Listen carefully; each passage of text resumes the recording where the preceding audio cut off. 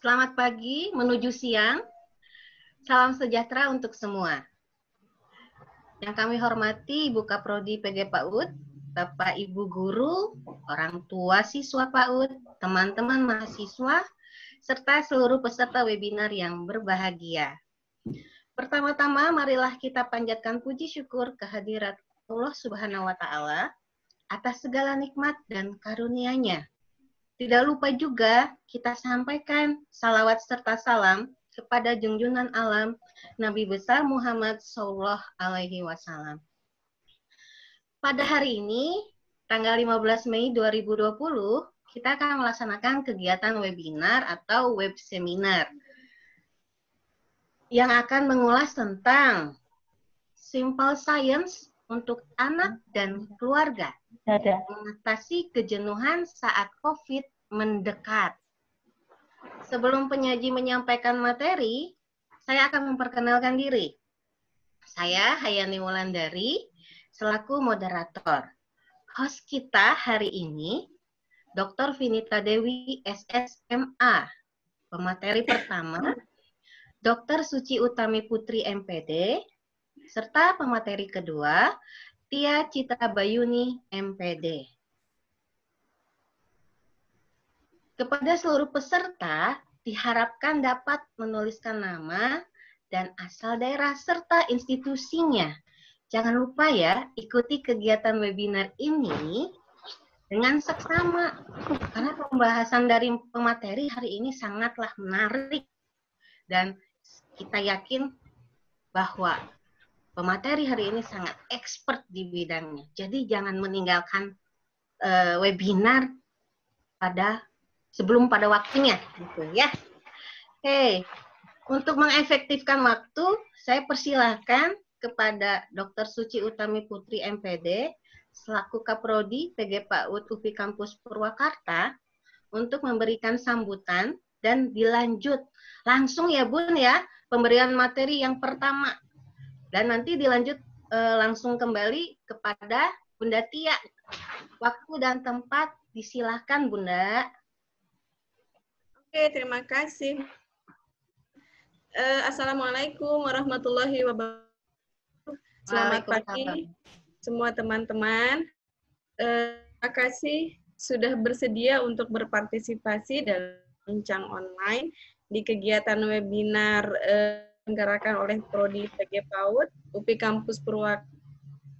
Hari ini kita sudah memasuki sesi ketiga dari 5 rangkaian sesi webinar yang akan dilaksanakan.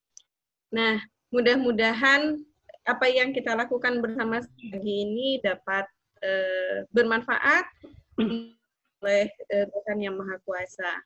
Teman-teman, supaya tidak menyita banyak, maka saya akan langsung membuka materi. Belum ada beberapa video yang akan disajikan oleh Bu Yat, bagaimana aktivitas-aktivitas sains yang dapat dilakukan bersama dengan anak, keponakan, tetangga, atau keluarga-keluarga yang lainnya. Oke, teman-teman, mari kita mulai pematerian hari ini tentang Simple Science, Science untuk anak dan keluarga.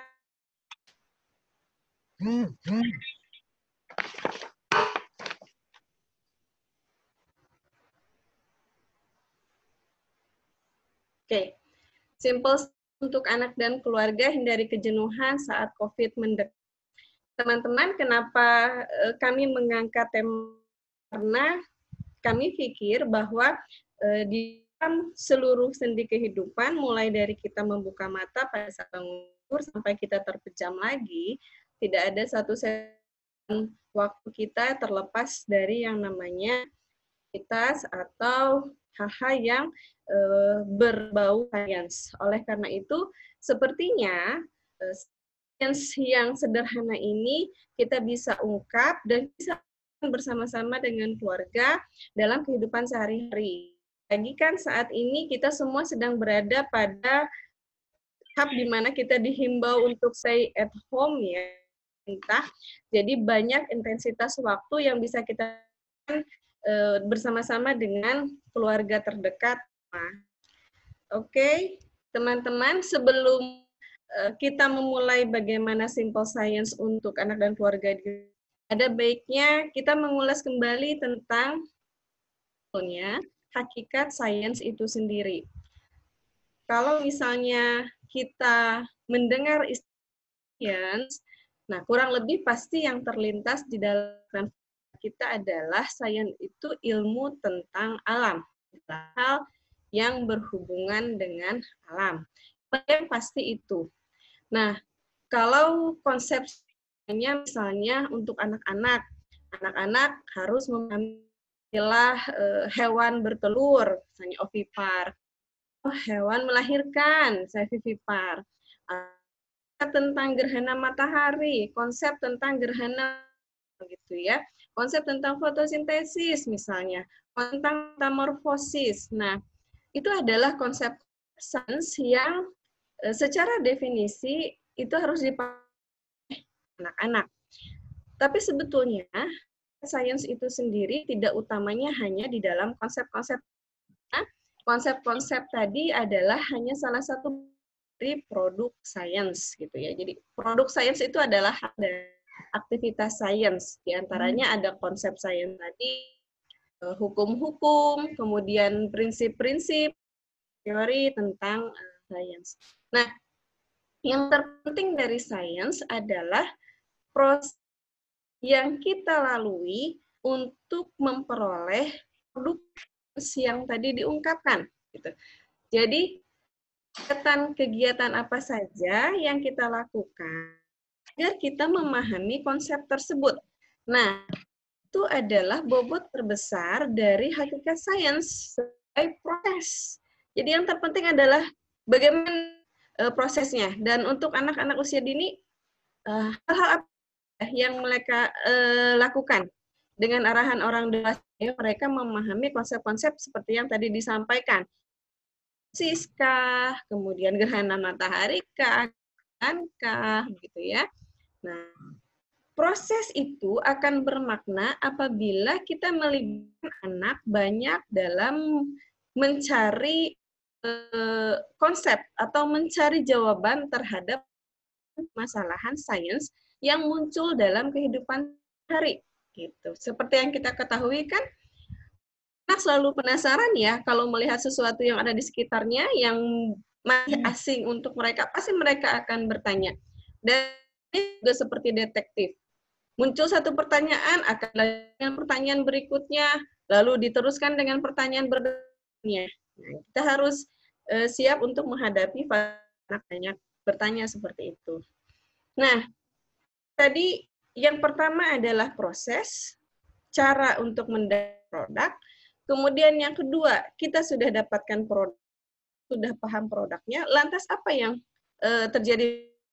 Kita berharap dari proses belajar sains, menghasilkan produk, maka akan terbentuk sikap sains atau ilmiah. Seperti apa sikap ilmiah itu? Misalnya berpikir objektif, begitu ya, orientasi pada hal-hal yang bersifat aktual. Nah, itu adalah sikap sains sebagai bentuk hasil dari dilakukannya proses dan penerapan sains. Nah, jadi hakikat sains itu sendiri, proses pembelajaran adalah ada 3. Pertama proses dan produk, lalu bagaimana sikap terbentuk setelah proses penerapan produk. Gitu teman-teman ya. Nah, kemudian untuk apa sih anak usia dini belajar tentang sains, gitu ya? Nah, tentu tujuannya adalah mereka belajar tentang mereka sendiri, begitu. Kalau teman-teman yang sudah terbiasa mengajar di PAUD, gitu, kita tahu persis ada 8 tema. Tema yang pertama itu dengan tema tentang diriku. Nah, di sana anak dicoba dikenalkan apa anggota tubuhnya, manfaat dari anggota-anggota tubuhnya, bagaimana cara kita jaga, gitu ya. Nah, hal-hal yang seperti itu sebetulnya bisa secara konsisten dari hal-hal yang sederhana di rumah. Kemudian di follow up lagi karena sebagian besar waktu anak-anak kan berada di rumah gitu. Jadi mereka belajar tentang diri mereka sendiri itu melalui proses belajar sains baik di rumah maupun di sekolah. Nah, kemudian kebutuhan belajar sains berikutnya adalah anak memahami tentang lingkungan sekitarnya. Lingkungan sekitarnya ini masuk lingkungan biotik atau bisa termasuk dengan lingkungan abiotik. Hewan-hewan apa saja yang ada di sekelilingnya, ya. Kemudian tumbuhan apa saja yang ada di sekelilingnya, gitu. Kemudian faktor-faktor apa saja yang bisa membuat tumbuhan itu sehat, gitu ya. Juga apa yang dengan teman-teman yang lain, gitu, manusia-manusia yang lain yang berada di dalam lingkungan sosial masyarakat, itu yang menjadi esensi belajar sains untuk anak usia. Dan yang terakhir adalah sains untuk anak usia dini adalah belajar tentang kehidupan sehari-hari. Anak akan mendapatkan masalah yang mereka hadapi dalam kehidupan sehari-hari. Mungkin masalah bagi anak-anak itu sangat sederhana, masalah yang dihadapi oleh orang dewasa. Ketika mereka mengikat tali sepatu itu pun juga masalah untuk mereka, begitu ya. Ketika mereka haus kemudian harus minum itu juga bukan masalah untuk mereka, gitu ya. Dan belajar sains itu memberikan pengetahuan dan kemampuan bagi anak untuk menghadapi permasalahan dalam kehidupan sehari-hari. Nah, itu kan mengapa anak perlu belajar sains. Nah, sebelum ke sini, mulai sedikit, sebetulnya ini pada sesi pertama yang lalu oleh Bu ini sudah disampaikan bahwa karakteristik anak-anak usia dini itu memiliki rasio yang sangat tinggi. Nah, kita akan dengan masa di mana anak selalu banyak bertanya, ya. Ketika mereka melihat mereka tidak kenal, pasti mereka akan bertanya, Bunda ini apa bentuknya seperti ini? Mengapa mereka bisa tumbuh? Dari mana mereka makan? Dari mana mereka bisa bernafas? Itu terus-menerus mereka utarakan ketika mereka menemukan sesuatu yang asing. Kewajiban kita mengajak mereka untuk mencarinya, gitu ya. Jadi kadang-kadang kita sebagai tua agak gemes ya kalau misalnya anak bertanya, terus kita gemes ingin cepat-cepat menjawab gitu ya. Bunda itu pohon apa? Pohon nafasnya bagaimana lewat anu? Nah, itu langsung dijawab oleh. Nah, ada baiknya dalam konteks sains jika anak mencari jawabannya sendiri, maka dewasa wajib membimbing untuk mencari jawaban yang diperlukan atas pertanyaan-pertanyaan diutarakan. Jadi, ayo kita bersama-sama mencari jawaban, gitu ya. Nah, bagaimana sih mencari jawabannya? Dalam konteks sains ada beberapa proses pencarian jawaban terhadap pertanyaan yang diajukan oleh anak. Nah, yang pertama lakukan dengan cara observasi. Melakukan pengamatan, gitu ya. Pengamatannya bisa dilakukan secara langsung atau tidak langsung. Itu kalau misalnya objeknya mudah ditemui, gitu ya, tidak bahaya, gitu, dan aksesnya dekat. Gitu. Nah, pengamatan tidak langsung kalau misalnya objeknya misalnya kalau kita mau mengamati ular, ya jangan misalnya ularnya diambil, kemudian langsung dilihat, langsung diterawang dan sebagainya, gitu ya, jadi kan berbahaya.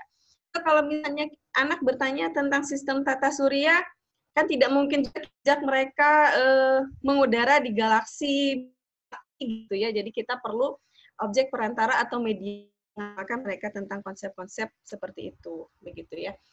Kemudian yang berikutnya, kita bisa mengajak mereka melakukan percobaan sederhana di rumah. Tentu saja dengan bahan yang juga sederhana, kemudian dilakukan dengan prosedur kerja yang sangat mungkin dilakukan oleh anak, tentu saja dengan bimbingan orang dewasa, boleh guru, boleh orang tua, atau boleh keluarga yang lainnya. Kemudian harus di follow up dengan penjelasan-penjelasan yang logis dan mudah dipahami oleh anak, tentu saja menggunakan bahasa Braille. Jadi kita tidak perlu menggunakan bahasa ilmiah yang tinggi untuk menjelaskan mengenai konsep sains, terutama untuk anak-anak ini. Kemudian cara yang berikutnya adalah kita bisa menggunakan teknologi. Jadi kalau selama ini anak-anak lebih memegang gadgetnya daripada mereka bermain di luar atau mengamati di luar, bisa dimanfaatkan oleh kita untuk bersama-sama mencari sesuatu membuat mereka excited terutama tentang sains gitu.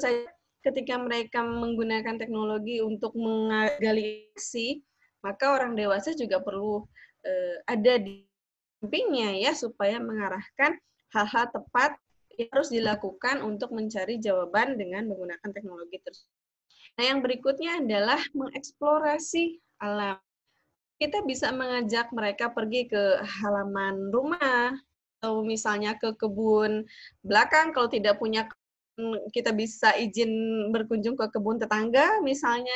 Di sana kita bisa collecting barang-barang tertentu atau benar tertentu, misalnya daun-daun kering, lalu bebuan, ranting-ranting, misalnya buah-buahan atau biji-bijian. Kita ajak mereka untuk mengklasifikasikan atau mengelompokkan mana yang bentuknya sama, kemudian warnanya mengelompokkan berdasarkan warnanya, begitu ya. Nah, itu merupakan aktivitas-aktivitas yang kita bisa lakukan bersama dengan anak untuk memahami konsep sains. Nah, kenapa kita perlu repot dan harus punya motivasi lebih ya untuk mendorong anak-anak belajar tentang sains, karena belajar sains ini memiliki banyak potensi untuk mengembangkan tidak hanya segi kognitif gitu. Jadi orang sains itu biasanya orang memandangnya pastinya ke pintar atau ke perkembangan kognitifnya, tapi tidak itu sebetulnya banyak aspek perkembangan lain yang bisa distimulasi proses belajar tentang sains. Apa saja itu? Nah, belajar sains itu dapat menstimulus bahasa, serta sosial dan emosional. Nah, kenapa? Belajar sains yang dilakukan secara kolaboratif, ya, atau ada interaksi antara anak dengan teman, anak dengan orang dewasa, itu melatih anak untuk mengembangkan kosakatanya. Kemudian melatih anak untuk berani mengungkapkan gagasannya, melatih anak untuk terbuka terhadap pendapat atau gagasan dari orang. Hal-hal seperti itu akan berpengaruh terhadap komunikasinya. Nah, serta juga berpengaruh terhadap pengembangan sosial dan emosionalnya. Jadi mereka bisa bekerja sama dengan teman-teman yang lain, gitu, bisa menghormati dewasa yang berinteraksi, begitu. Nah, itu hal-hal yang bisa dipengaruhi dari proses belajar sains. Yang berikutnya dapat membangun kemampuan yang kritis. Jika anak mengajukan pertanyaan, maka kita mengajak mereka untuk mencari. Ketika kita mengajak mereka mencari jawabannya, kita bantu mereka mengeksplorasi informasi yang diperlukan, gitu. Nah, proses analisis itu akan melatih kemampuan berpikir kritis, gitu ya. Jadi, oh iya, masalahnya ini, informasinya ini, fakta-faktanya seperti ini. Nah, itu melatih kemampuan berpikir kritis. Ini agak nyambung dengan membentuk individu yang objektif yang ada di sampingnya. Artinya individu yang objektif itu yang mampu berpikir secara faktual berdasarkan data-data dan fakta yang teman-teman, kalau misalnya kita sering melihat ada berita di TV-TV itu banyak sekali tawuran jadi gitu ya, tawuran ya sia-sia remaja yang menurut kita pasti mereka berpikirnya masih jangka pendek begitu ya. Nah, itu sangat memprihatinkan sebetulnya. Itu menunjukkan bahwa mereka tidak kritis terhadap kesalahan dan mereka juga tidak objektif memandang suatu permasalahan. Jadi mudah diprovokasi. individu yang kritis dan objektif ketika memandang permasalahan, maka dia akan berpikir masalahnya betul atau tidak, buktinya apa, gitu. Buktinya akurat atau tidak, sumber buktinya dari mana. Kalau mereka menemukan bukti-bukti dan fakta yang maka akan merespon dengan sikap-sikap yang bijak gitu. Jadi belajar sains itu arahnya ke sana, kritis dan objektif. Jangka panjangnya mereka menjadi individu yang lebih bijak memandang sebuah persoalan. Nah, kemudian berikutnya adalah memicu kreativitas. Ketika menghadapi masalah, kita mengajak mencari jawaban, tidak mungkin anak akan berpikir lebih keras, begitu ya.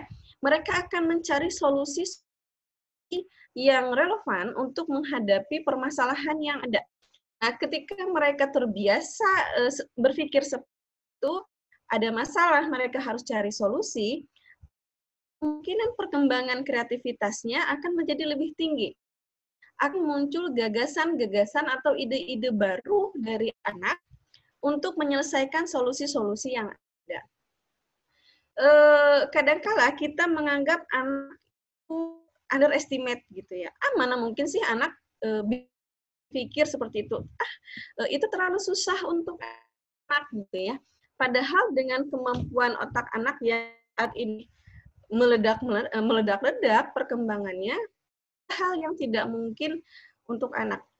Imajinasi tinggi itu adalah trigger untuk munculkan kreativitas yang bervariatif, begitu. Karakteristik tingkat imajinasi kita bisa manfaatkan pada saat usia dini untuk membangun kemampuan-kemampuan berpikir dalam mencari solusi-solusi permasalahan. Ingat ya, permasalahan untuk anak-anak berbeda dengan kita ya. Permasalahan mereka adalah permasalahan-permasalahan yang sederhana. Tapi hanya untuk mereka begitu ya. Nah, kemudian yang berikutnya, belajar sains itu kadang memerlukan waktu yang tidak sebentar begitu ya. Seperti yang sampaikan, ada masalah, kemudian mereka mencari jawaban melalui kegiatan-kegiatan eksplorasi informasi. Setelah itu mereka analisis informasinya, mana informasi yang benar, lalu mereka membuat kesimpulan atau merumuskan solusi. Tentu saja itu waktu. Gitu. Nah, anak-anak yang terbiasa dengan belajar seperti itu, dia akan terbangun kekunan atau rasa keuletan, tidak mudah dalam menghadapi masalah. Semalam berita ada anak 10 tahun yang gantung diri. Nah, sebelum-sebelumnya juga saya beberapa kali mendapatkan berita anak-anak di bawah 10 tahun itu banyak yang bunuh diri, gitu ya. Kesalahannya sangat sederhana. Misalnya mainan oleh orang tuanya, ada hal-hal yang memang agak kompleks masalahnya seperti dibully sebagainya gitu ya. Nah, itu menunjukkan bahwa ketahanan mereka menghadapi masalah itu sangat rendah. Jadi kegigihannya menghadapi dan menyelesaikan masalah itu sangat rendah. Ini yang perlu kita pikirkan sama-sama. Apa yang salah hingga yang masih berada di bawah umur pikir untuk bunuh diri karena tidak sanggup menghadapi masalah. Jadi perlu adanya proses stimulus yang dapat membangun keuletan, kemudian kegigihan, lantas juga membangun kemampuan untuk memecahkan masalah begitu. Nah, itu adalah alasan-alasan mengapa anak perlu belajar sains begitu ya. Nah, teman-teman, itu adalah kilasan singkat tentang hal esensi kenapa anak harus belajar sedini mungkin begitu ya. Dan kaitannya dalam saat ini ketika anak stay at home bersama-sama dengan anggota keluarga yang lainnya gitu ya. Kadang-kadang di rumah tuh gabut gitu. Mau apa sih gitu ya, bosen, tugas sekolah sudah selesai, memang agak keteteran dengan tugas sekolah yang online gitu ya, orang tua juga agak keteteran gitu ya. Itu kemudian kita memikirkan lagi mau ngapain lagi, tidak bisa begitu ya, jalan-jalan apalagi gitu. Apalagi ibu-ibu shopping ke mall tidak bisa ya kan ibu-ibu ya, harus ya ngurus anak dan keluarga. Nah, ada aktivitas-aktivitas yang sebetulnya tidak kita cari bisa menjadi momentum bagus yang kaitannya dengan memahami sains gitu ya. Nah, apa saja sih sebetulnya aktivitas yang kita lakukan sehari-hari di rumah itu apapun bentuknya bisa kita dengan konsep sains. Misalnya nih, saya lebih suka menyebutnya science kitchen.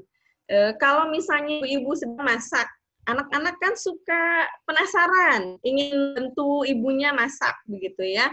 Pasti, Bunda sedang itu apa, bagaimana memotongnya, boleh tidak aku bantu?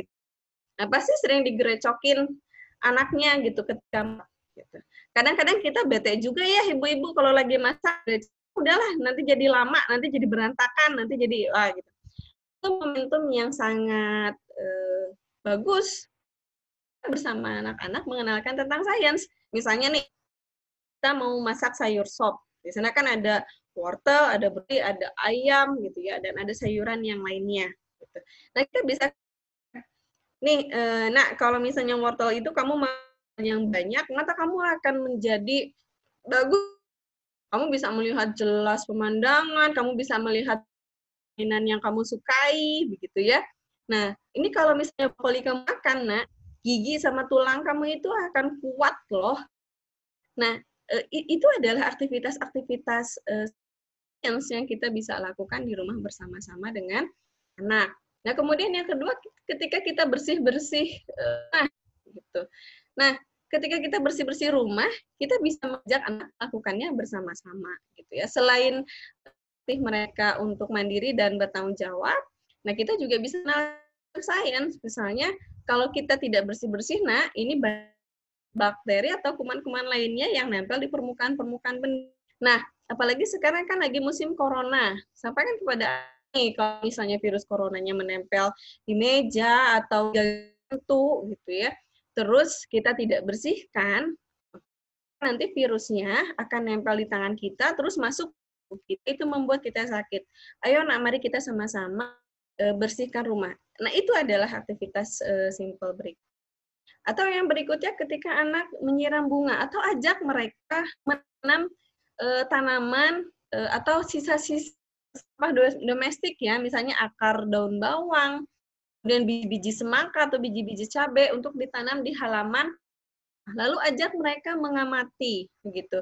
Hari pertama muncul belum tunasnya, hari kedua sudah muncul belum, hari ketiga ketika tunas mereka akan screaming berteriak, "Wow, Bunda, ini tunasnya muncul." Nah, ajak kita melakukan proses seperti itu. Itu membangun keuletan, kemudian kegigihan dan penelitian begitu ya. Nah, bahkan pada saat makan bersama juga sama halnya ketika tadi masak gitu ya. Pada saat makan bersama kita juga bisa sama-sama membahas tentang konsep sains, misalnya makan apa yang kita makan, kenapa kita harus makan ini, apa kandungannya, manfaatnya bagi tubuh kita. Kalau kita tidak memahami apa yang akan terjadi gitu ya. Nah, langkah-langkah tersebut bisa kita lakukan bersama-sama untuk mengenalkan konsep sains secara sederhana kepada anak-anak. Nah, teman-teman, itu adalah contoh beberapa aktivitas sehari-hari yang bisa kita lakukan bersama-sama di rumah. Nah, kalau misalnya teman-teman yang kebetulan di sini sudah punya anak atau yang punya keponakan, ibu-ibu, tante di sini atau om-om yang ada di sini bisa melakukan percobaan sains yang sederhana di luar dari daily activity yang tadi saya sebutkan. Contohnya misalnya saya sudah menyiapkan beberapa bahan. Saya buat seperti batu, gitu. Ada warna hijau, kemudian warna biru, nah, ini warna merah, gitu ya. Saya siapkan batu sintesis ini, gitu ya. Batu sintesis ini terbuat dari kue yang dicampurkan dengan air, gitu ya. Airnya dikira-kira saja sampai campurannya itu punya kepadatan itu yang kita inginkan. Nah, katakanlah saya menggunakan batu yang biru ini ya. Nah, kemudian saya celupkan batu yang biru ini ke dalam hutan rahasia yang ada di gelas ini. Jadi kalau misalnya saya di rumah, saya bilangnya ini Bunda bisa main sulap gitu ya. Nah, kalau misalnya dimasukkan batu ini, nah kita lihat. Nah, kemudian ada buih-buih seperti yang muncul di atas. Nah, kelihatan ya, mudah-mudahan kelihatan ya teman-teman. Nah, ini tuh. Buihnya sampai keluar, jangan lupa ada piring yang menyangga di bagian bawahnya. Ini reaksi saya melakukan di rumah dan reaksi anak saya yang umur 2 tahun, umur 10 tahun, mereka langsung ngejerit, bunda kok bisa seperti itu? Kegirangan. Dan saya biarkan mereka mencobanya dan mereka untuk melakukannya, begitu ya. Nah, ini sampai lumer. Nah, mereka akan tertarik sekali melakukan percobaan seperti ini, gitu. Tadi cairannya ada di cairan cuka yang saya larutkan dengan air dengan perbandingan katakanlah 2 sendok cuka dengan 1 sendok begitu ya. Ini menunjukkan bahwa ada reaksi antara soda kue dengan larutan cuka yang tadi sehingga menimbulkan gas yang menimbulkan gelembung sabun seperti tadi. Gitu ya. Itu salah satu teman-teman kegiatan simple science yang bisa bersama di rumah dengan alat dan bahan yang tersedia di rumah gitu. Nah, yang berikutnya ada beberapa kegiatan lagi yang bisa kita lakukan di rumah tentang simple science untuk anak-anak.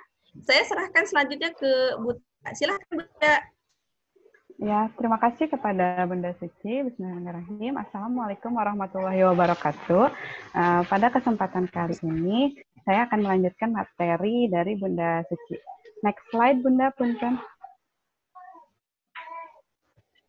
Next slide. Ini sudah. Oh, ya. Nah, sebagaimana kita ketahui bahwa anak sebelumnya, sebagaimana kita sebelumnya Bunda, slide sebelumnya. Nah, ya sudah. sebagai ya, mohon maaf, kita lanjutkan ya. Sebagaimana kita ketahui bahwa anak usia dini itu berada pada masa golden age, di mana masa keemasan periode perkembangannya sebagai manusia. Nah, untuk itu di masa pandemi COVID yang kita alami saat ini, ada beberapa simple science yang bisa kita lakukan bersama anak di rumah. Salah satunya yang tadi Bunda sudah jelaskan ya. Di sini, sebelum kita melaksanakan simple science, ada beberapa prosedur yang harus kita lakukan. Yang pertama adalah gunakan bahan yang ada di rumah. Nah, dalam menggunakan bahan yang ada di rumah, kita harus memperhatikan bahwa bahan tersebut benar-benar aman dan tidak berbahaya untuk anak usia dini. Dan selanjutnya, science sebagai proses, produk, dan sikap. Nah, kebanyakan kita sebagai orang dewasa beranggapan bahwa sains itu merupakan mata pelajaran yang sangat sulit karena berisi teori-teori yang sulit untuk dihafal atau diaplikasikan. Nah, padahal sebagaimana yang telah dijelaskan sebelumnya oleh Bunda di awal, bahwa hakikat sains itu tidak hanya sebagai konsep atau teori, tetapi sains itu merupakan proses, produk, dan sikap. Nah, sains sebagai proses digunakan untuk mencari cara bagaimana pengetahuan atau fakta-fakta itu diperoleh. Contoh kecilnya, kita melaksanakan metode ilmiah seperti observasi, mengamati. Nah, dalam sains itu, observasi tidak hanya sebatas mengamati dengan menggunakan indera penglihatan, yaitu mata, tetapi bisa dilakukan dengan mengaplikasikan seluruh panca indera yang kita miliki, seperti mendengar, melihat, meraba, membaui, dan mengecap. Seperti itu. Kemudian akan diperoleh melalui metode ilmiah, akan diperoleh fakta-fakta untuk nantinya menjadi sebuah konsep dan teori, dan pada akhirnya diharapkan anak usia dini mampu memiliki sikap ilmiah seperti tekun, teliti, hati-hati, jujur, dan objektif. Nah, langkah selanjutnya yaitu berikan kepada anak usia dini untuk bereksperimen dengan bimbingan orang dewasa tentunya, seperti itu ya. Dan yang terakhir, dapatkan ekspresi atas penemuan yang mereka dapatkan. Seperti yang tadi Bunda praktekkan, anaknya itu merasa amazing banget gitu ya. Wow, kenapa bisa seperti ini? Nah, itu adalah ekspresi-ekspresi yang akan kita temukan saat anak mengalami proses inquiry, yaitu proses menemukan langsung, ya, seperti itu. Next, di sini saya akan berbagi beberapa simple science yang dapat dilakukan di rumah untuk anak usia dini. Yang pertama ada running pepper, yang kedua ada hot and cold water, yang ketiga ada rainbow glass, dan yang keempat ada max drip irrigation system. Di sini saya akan menjelaskan satu persatu, kemudian akan ada videonya sehingga para rekan-rekan semua bisa melihat secara langsung proses atau prosedurnya seperti apa, dan saya akan menjelaskan konsep sainsnya seperti apa, dan bagaimana cara pengaplikasiannya kepada anak usia dini. Kita langsung masuk ke sini eksperimen yang pertama ya, yaitu running pepper.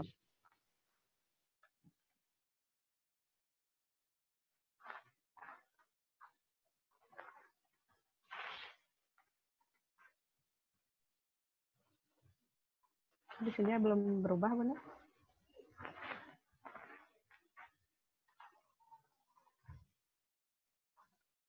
Next slide.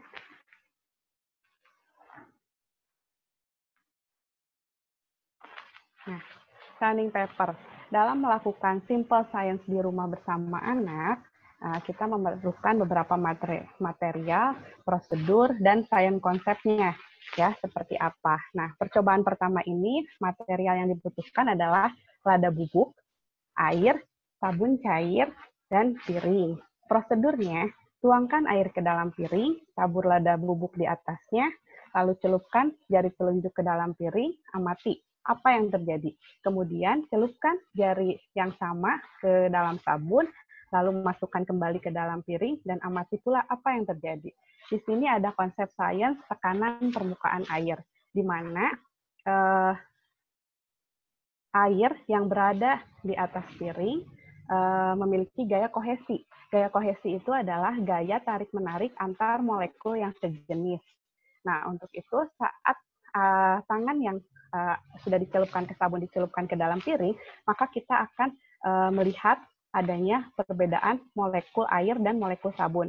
Apa yang akan terjadi? Mari kita simak video berikut.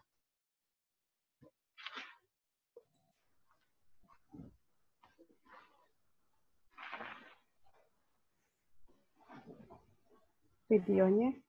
Bentar. Miss Tin, tolong untuk diputarkan videonya. Ya.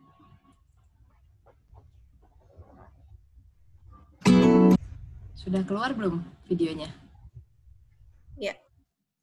Running pepper.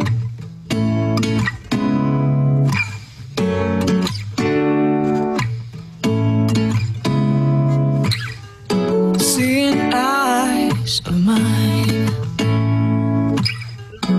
what do you feel beside? I don't know where we're gonna fly like you did sometimes. Seeing eyes of mine, love, love, love, I wanna be strong, strong. We're doing wrong, wrong, wrong, but I'll try to fix it. Love, love, love, I wanna be strong, strong. We're doing wrong, wrong, wrong, but I'll change it, change it.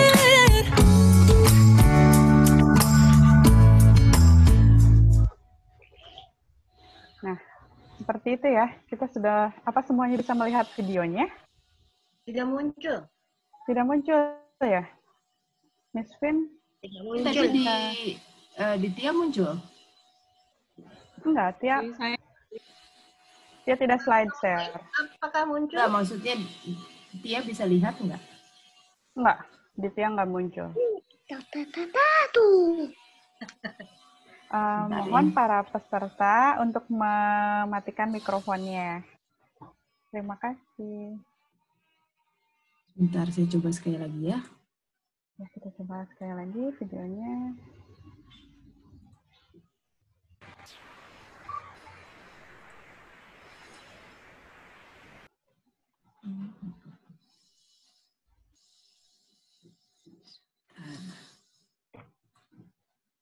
Ini harus pakai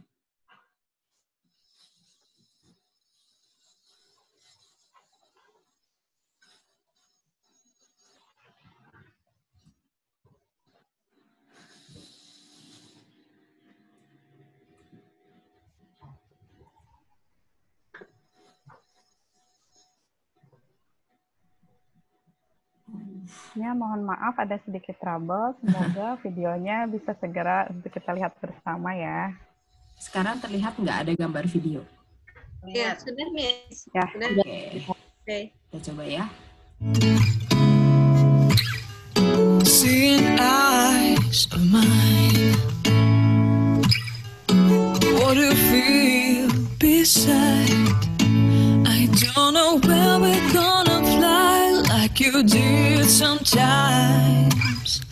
Seeing eyes of mine, love, love, love, I wanna be strong, strong. We're doing wrong, wrong, wrong, but I'll try to fix it.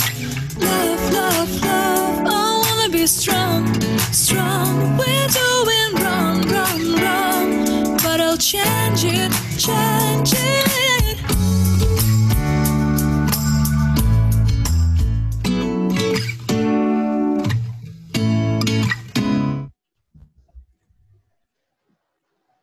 Oke.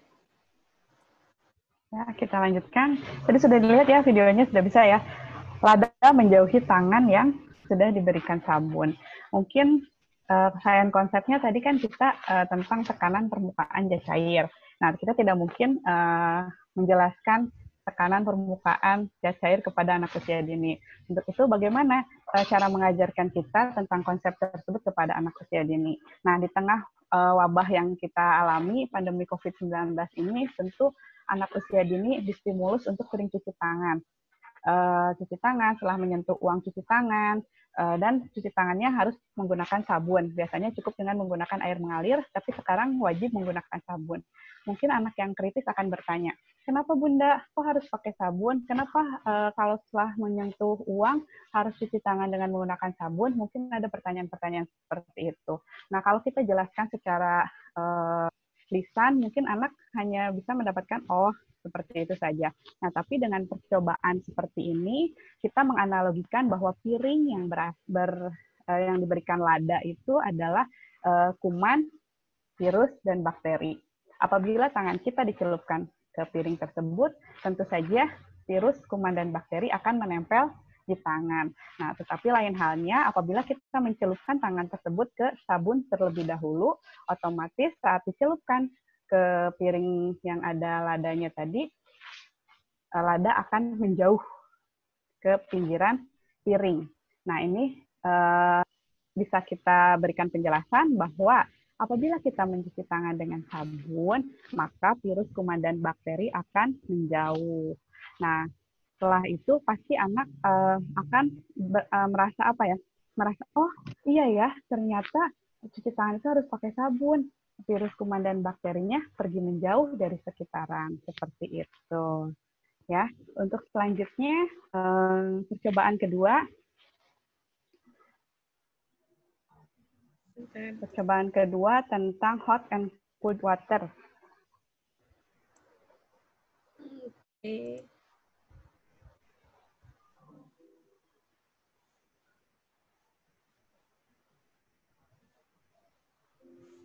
Ya. Hot and cold water. Nah, ya. Material yang diperlukannya itu adalah wadah kaca sebanyak 2 buah, balon 1 buah, botol plastik bekas ukuran 600 ml 1 buah, air dingin, dan air panas. Prosedurnya, siapkan 2 wadah air, 1 diisi dengan air panas, 1 diisi dengan air dingin, kemudian tempelkan balon pada mulut botol atau ujung botol. Nah, masukkan botol ke dalam air panas, amati apa yang akan terjadi, dan pindahkan botol ke air dingin.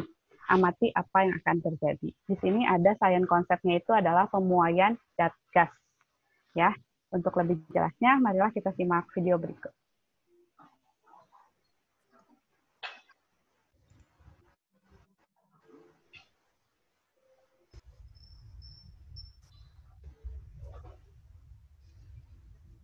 Sorry.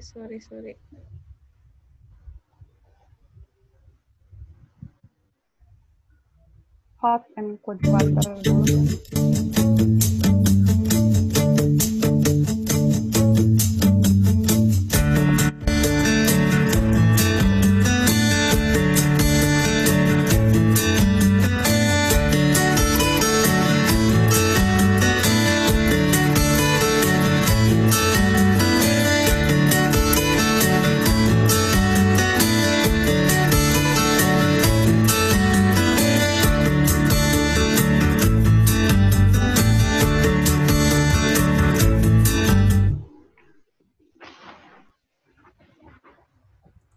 Sorry, videonya salah ya. Mau yang mana yang ketiga? Hot and cold water? Ya, hot and cold water. Oke, ini video 3 soalnya.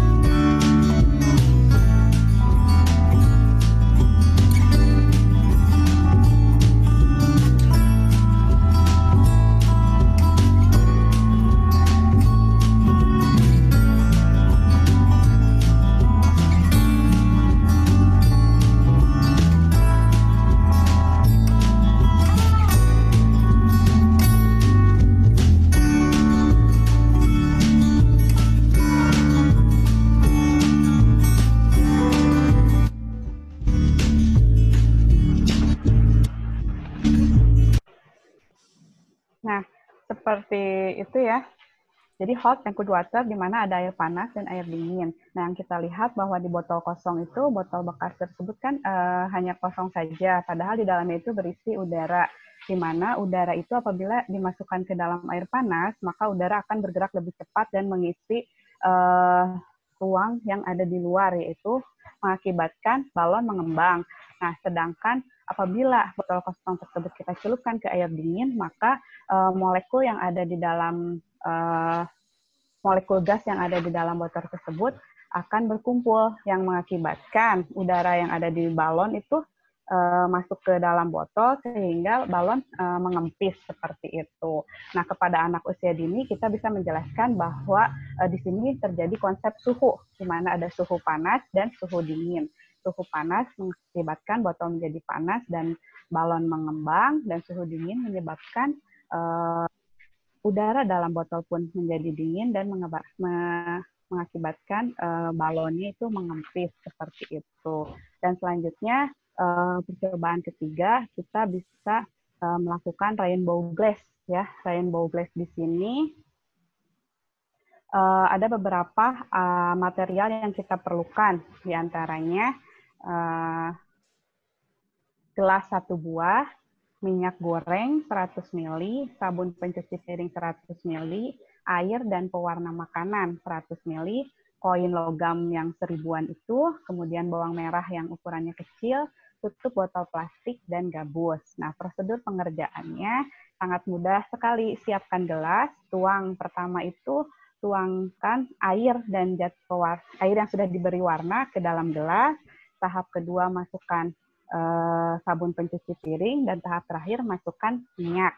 Ya, setelah semua cairan sudah dimasukkan ke dalam gelas, kita masukkan benda. Yang pertama masukkan logam, uang ke dalam gelas.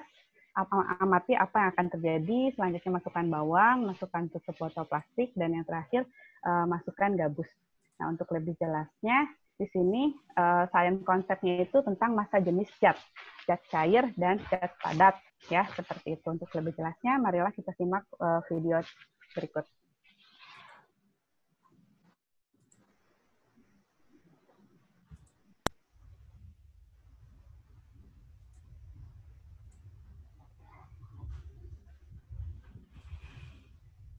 Sebentar ya, ini kontrolnya hilang.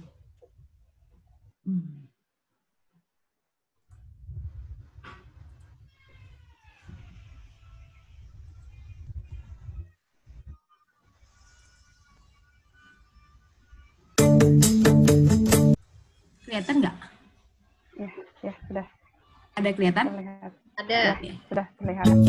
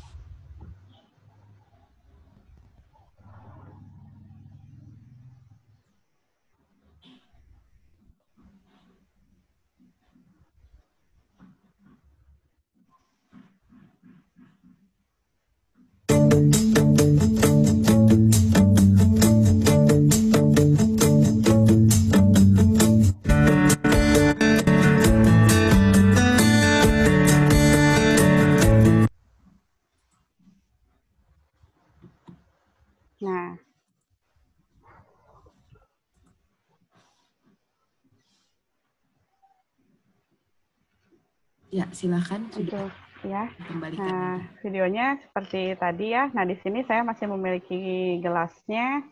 Semoga terlihat. Tadi videonya agak trouble ya karena mungkin sinyal juga. Nah, di sini bisa terlihat. Kepada anak usia dini kita ajarkan konsep mengenai berat ya, di mana massa jenisnya itu yang logam itu kan lebih berat dibandingkan bawang, maka dia akan tenggelam. Dan untuk bawang di sini terlihat mengapung ya. Dan untuk gabusnya itu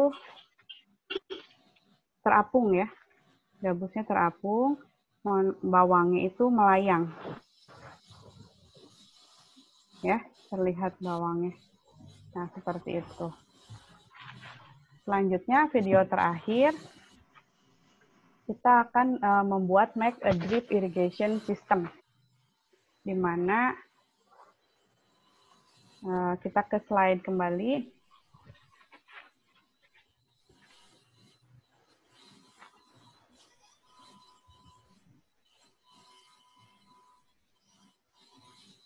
Nah, drip irrigation system, di mana material yang diperlukannya itu adalah ada gelas plastik sebanyak 4 buah, toples plastik 1 buah, selang transparan ukuran 50 cm panjangnya ya, batu bata, batu kerikil, tanah, cangkang telur, benih tanaman, plastisin, jepitan plastik, sumpit kayu, jarum, gunting, dan sendok plastik.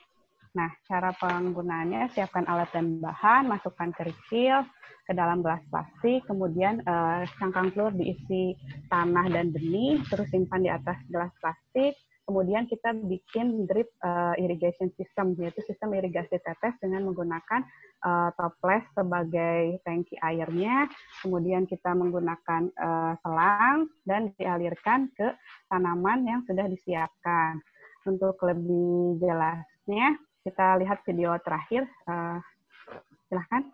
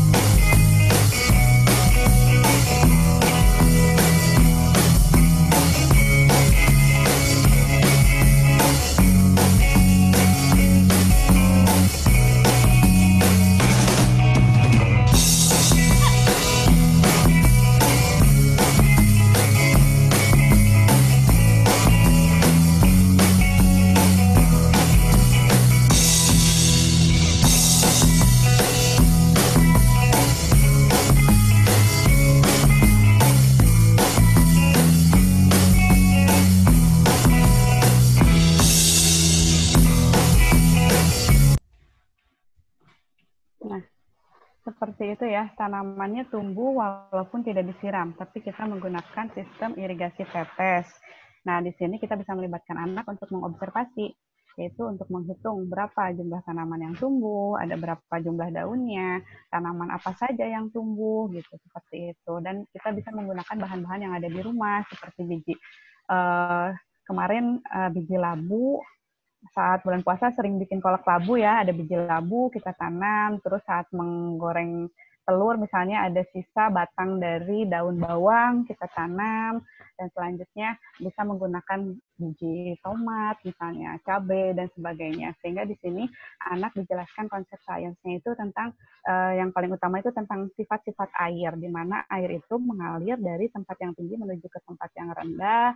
Ya, selanjutnya air itu menekan ke segala arah dan merembes melalui celah-celah kecil.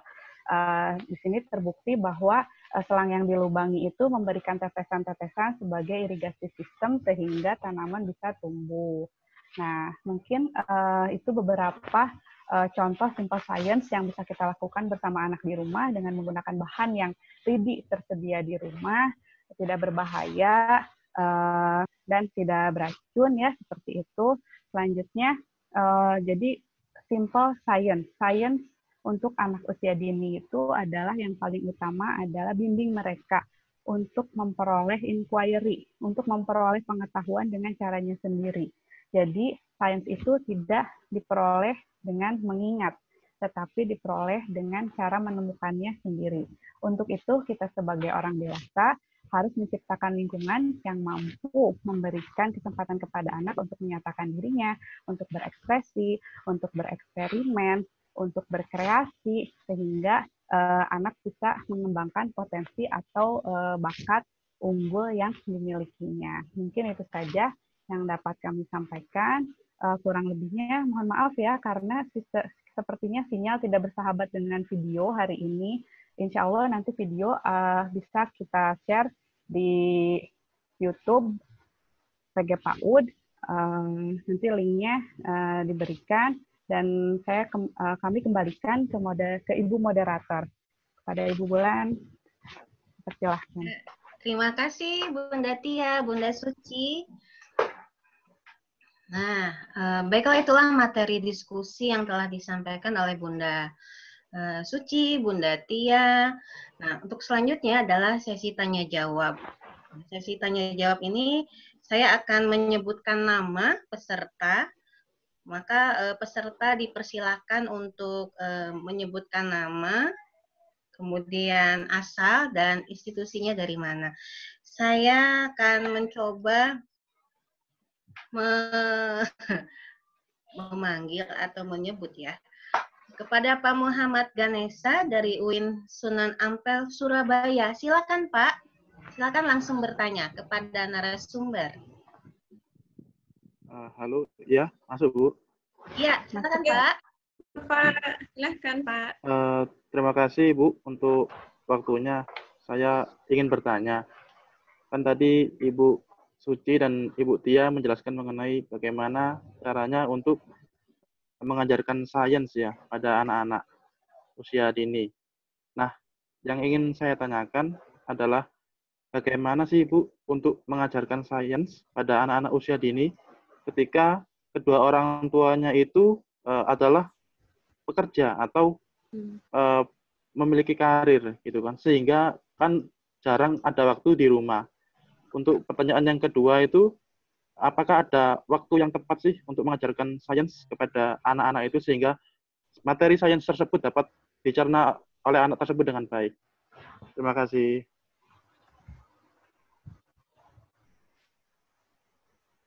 Oke Bapak, pertanyaan. Ya, cukup Ibu. Oh ya, oke, terima kasih. Terima kasih.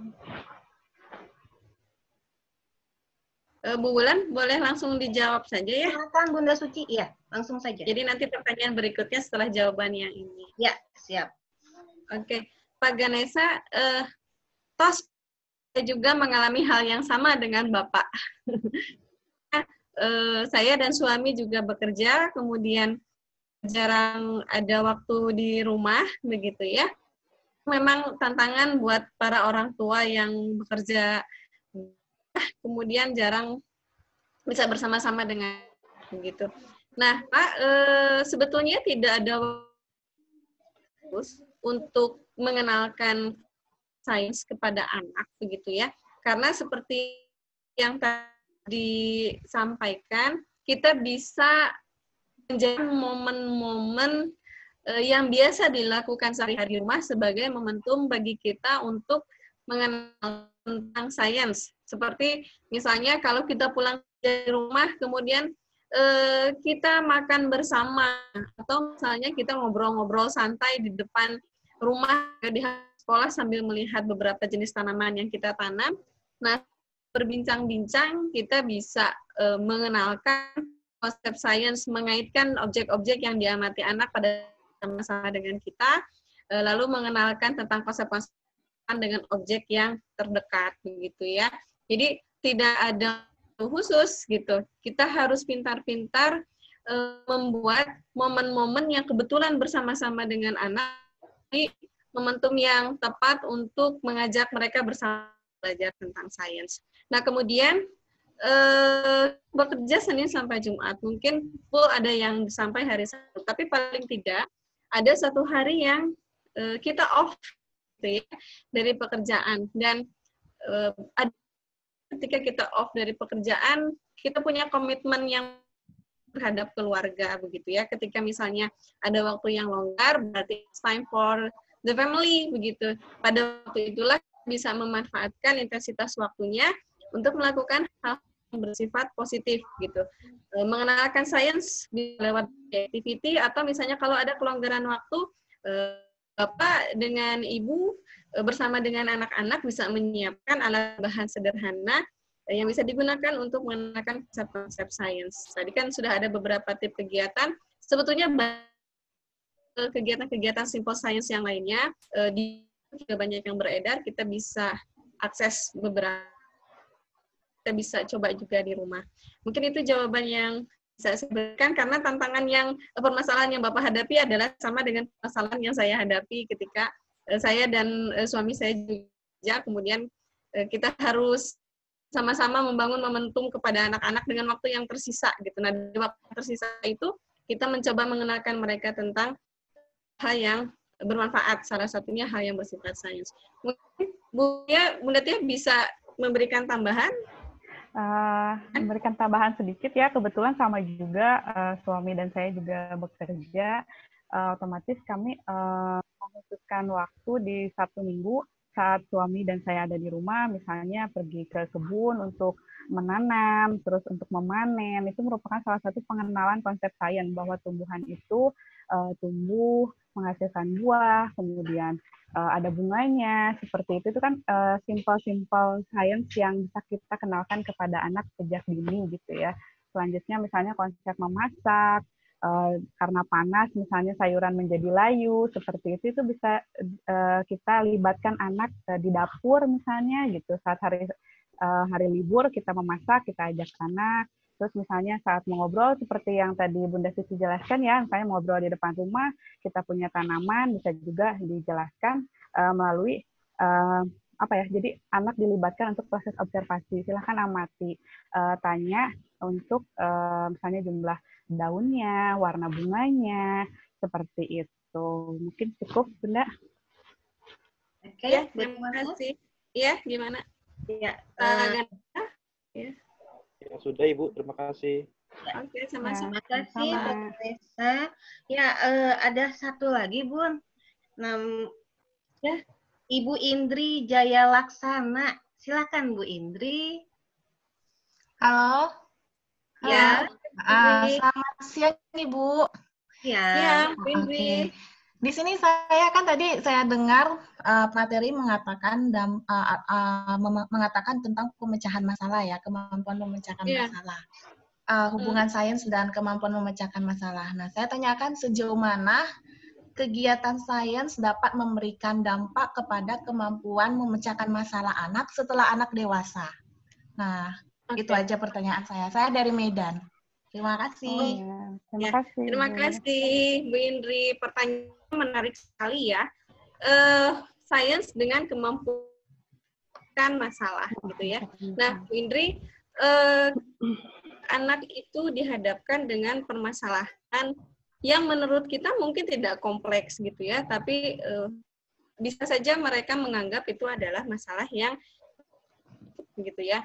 Nah, misalnya kalau kita sampaikan masalah kepada mereka, nah coba lihatnya, kemudian mereka membuka giginya. Bagaimana kelihatan? Misalnya kebetulan ada gangguan sedikit kesehatan giginya. Tuh, nah apa yang mesti kita lakukan supaya gigi kita itu sehat dan kuat? Lihat, gigi Ade itu sudah mulai keropos. Kenapa gigi Ade keropos? Selama ini Ade makan apa? Itu merupakan salah satu bentuk masalah simpel yang bisa diutarakan kepada dan terkait dengan dirinya sendiri gitu ya. Oh iya, Ade suka makan permen, Ade suka makan es, misalnya seperti itu. Terus Ade suka lupa sekali pada malam hari setelah makan misalnya. Nah, itu adalah masalah-masalah simpel. Nah, kalau begitu, Dek, misalnya giginya nggak rusak seperti itu, kita harus bagaimana ya, Dek? Nah, kemudian ajak anak kita mencari jawaban yang diperlukan, apa yang harus dilakukan supaya giginya tetap sehat dan bersih. Terus diajak berbincang-bincang. Nah, itu adalah salah satu contoh masalah-masalah yang dihadapi oleh anak. Nah, masalah yang lainnya misalnya begini, kita punya banyak tanaman di halaman rumah, banyak yang ada di pot-pot. Kalau kita lapar, kan kita makan. Kita haus, kita minum. Nah, supaya tanaman-tanaman itu tumbuh sehat dan segar, kan juga harus makan dan minum. Kira-kira makan dan minumnya seperti apa ya, Dek ya? Nah, itu adalah masalah. Jadi, masalah itu bisa muncul dari hal yang terdekat dengan anak. Kemudian, biasanya mereka mengenal masalah. Gitu, menemukan masalah, mengenal masalah, lalu ajak untuk cari informasi yang tepat untuk menyelesaikan masalah tersebut. Nah, jika itu dilakukan secara konsisten oleh orang tua dan stimulus sekolah, maka anak terbiasa untuk mandiri mencari solusi terhadap kesalahan yang ada. Gitu. Jadi, tadi seperti yang kan, jangan terburu-buru membantu anak atau jangan terburu-buru memberikan jawaban terhadap pertanyaan anak. Ajak mereka untuk menghadapi masalah. Ajak mereka untuk mencari jawaban terhadap pertanyaannya. Nah, tentu saja pembentuk penyelesaian masalah ini tidak terbentuk secara instan. Kalau dilakukan secara konsisten, dan kemudian berkesinambungan antara sekolah di rumah, pembiasaan itu akan menerus dilakukan lalu membentuk karakter individu yang kuat dalam menghadapi masalah. Nah, itu contoh-contohnya, Bu Indri, kaitannya antara belajar dengan menyelesaikan masalah. Mungkin Bu bantu jawab melengkapi? Yap. Jadi anak itu dibiasakan untuk memecahkan masalah sedari usia dini. Diharapkan hal tersebut menjadi kebiasaan, menjadi karakter saat menjadi dewasa. Jadi kita menstimulus sejak usia dini agar anak mampu memecahkan masalah. Jadi kalau misalnya seperti tadi yang dicontohkan, giginya berlubang atau bermasalah, nah kita tidak langsung membawanya ke dokter gigi tanpa adanya komunikasi antar anak, tapi ditanya dulu anaknya. Nah, coba ingat-ingat sebelum tidur suka gosok gigi atau tidak ya, gitu. Terus misalnya sering makan makanan manis atau tidak. Jadi adanya komunikasi yang merangsang anak untuk menemukan apa penyebab yang mereka alami, sehingga mereka bisa memunculkan solusi, memunculkan pendapat mereka, dan itu dibiasakan tidak hanya terhadap satu kasus saja, tapi dalam beberapa kasus yang akan mereka hadapi, sehingga itu menjadi kebiasaan yang terus-menerus dilakukan akan menjadi karakter. Otomatis hal itu akan terus berkesinambungan berlangsung, jadi dari usia dini sampai usia dewasa. Dan diharapkan proses kemampuan memecahkan masalah ini akan tetap ada saat anak dewasa gitu. Jadi harus berkesinambungan terus-menerus dan menjadi kebiasaan. Jadi insya Allah akan terus berlangsung. Jadi proses memecahkan masalah dalam sainsnya ini bisa ada dalam diri anak seperti itu. Ya. Oke. Oke, terima kasih ya Bu. Sama-sama. Ya. Puas. Oke. Bunda Sudah Suci cukup, dan Indri? Bunda Tia, apakah masih bisa satu lagi atau kita waktu? Oh, Mangga boleh? Boleh ya? Satu Satu lagi. lagi ya? Boleh satu lagi, boleh. Oke, saya satu lagi Ibu Ratih Ayu Apsari, itu dari Mataram, Bunda. Oke, silakan Bu Rati. Ya, halo, selamat siang, Bun. Saya mau Iya, tanya, ini terkait dengan, tadi kan sebenarnya kegiatannya bagus-bagus semua tuh, Bun, menarik banget. Nah, saya pengen tanya, sebenarnya ada nggak sih urutan dalam mengajarkan sains kepada anak usia dini? Misalnya, apakah ada kompetensi utama yang perlu kita kembangkan terlebih dahulu sebelum dia bisa masuk ke kompetensi lainnya? Apa sebenarnya bebas saja secara bersamaan dan bergantian kita bisa variasikan fokus kegiatannya. Oke. Saja Bu Rati? Bun, ya, makasih. Oke, ya sama-sama. Terima kasih Bu Rati pertanyaannya. Bu Rati, kalau kita bahwa anak usia dini itu kan harus holistik ya, kan ada 6 aspek perkembangan anak dini, ada perkembangan fisik motorik, perkembangan bahasa, lalu sosial emosional, kognitif, moral, agama, dan seni gitu ya, ada 6 aspek perkembangan. Nah, stimulus 6 aspek perkembangan itu harus dilakukan secara holistik. Jadi tidak dalam satu kegiatan bisa saja kita memberikan stimulus terhadap beberapa aspek secara bersamaan begitu ya. Tidak dalam satu kegiatan itu satu aspek bahasa saja misalnya untuk kegiatan yang ini. Saya aspek kognitif saja untuk kegiatan yang ini. Tidak juga ya. Jadi dalam satu kegiatan alangkah baiknya untuk anak diberikan stimulus secara holistik, artinya secara secara utuh dari 6 aspek itu. Syukur-syukur kegiatan 6 aspek itu terstimulus dengan baik gitu ya. Kalau misalnya ada kendala, mungkin sebagian besar dari aspek itu tidak enamnya. Yang jelas proses stimulus itu tidak ada urutan yang mana dulu yang harus lebih awal begitu ya, karena esensinya untuk anak usia dini harus dilakukan secara holistik. Itu Bu Rati. Bunda Tia bisa menambahkan? Ya, baik. Di sini anak usia dini itu sebagaimana aturan pemerintah dalam Permendikbud RI nomor 137 tahun 2014 ya.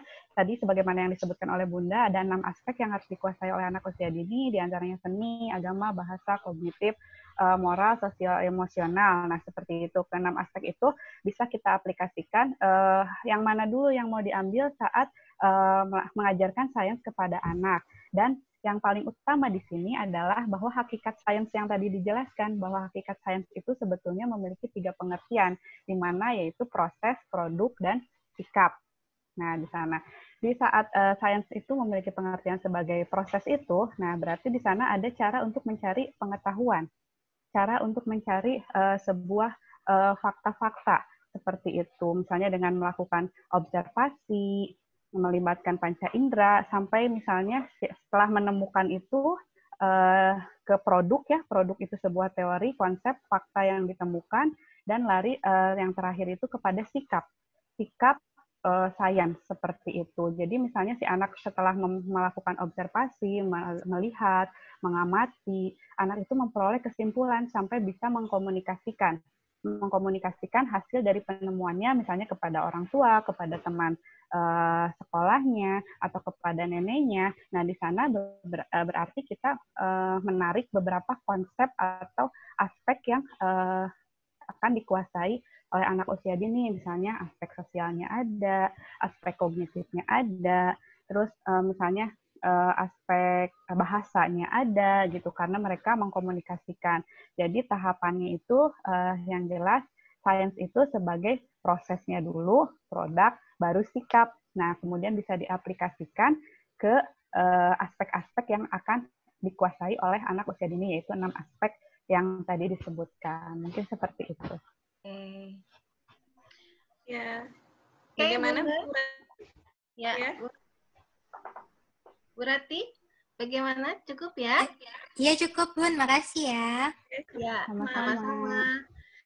Alhamdulillah menirame bunda semuanya hari ini tuh ya. Pertanyaan tadi menjanjal, saya tuh jadi bingung ini mesti milih yang mana gitu. Ini info saja teman-teman ya yang hadir di sini tuh ternyata nggak hanya orang Bandung, orang Purwakarta, ada dari Aceh, Mataram, Surabaya, Gorontalo, Subang, Bandung, Purwakarta, Bekasi, Cirebon, Medan, Tangerang, Makassar. Wah, nuhun pisan, terima kasih atas kehadirannya. Ya, dengan berakhirnya sesi tanya jawab tadi, maka akan saya akhiri diskusi hari ini. Nah, untuk seluruh peserta, silakan membuka link. Sebentar, saya akan tampilkan. Bentar ya. Saya pencet-pencet dulu ini. Nah, terbacakah Ibu Bapak? Ada?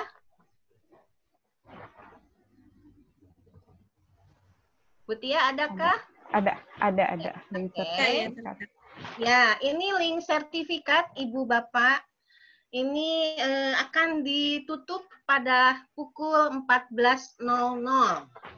Ya, silakan untuk membuka link ini untuk mendapatkan sertifikatnya. Oke. Selanjutnya, sudahkah Ibu Bapak? Semoga sudah ya, dicatat. Ya, ini ditutup sampai jam 2. Kemudian ini untuk materi presentasinya. Silakan.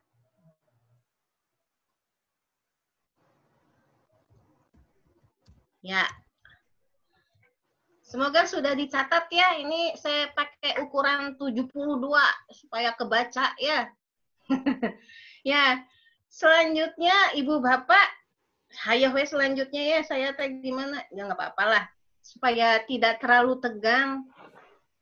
Saya tuh tegang sebenarnya Ibu Bapak, tapi ya saya senang karena bisa bertemu Ibu Bapak. Nah, Ibu Bapak jangan lupa, ada sesi keempat. Nah, ini sesi keempat. Oke, di hari Senin tanggal 18 Mei 2020. Materinya tentang bermain musik menggunakan alat sederhana untuk memahami ritme bersama anak dan orang tua di rumah. Pematerinya saya dan Pak Ridwan Simon. Gitu ya. Ditunggu kehadirannya. Jangan lupa ya. Oke. Sekian diskusi kita hari ini. Terima kasih kepada semua peserta. Terima kasih, responnya sangat baik. Wassalamualaikum warahmatullahi wabarakatuh. Terima kasih semua. Terima kasih.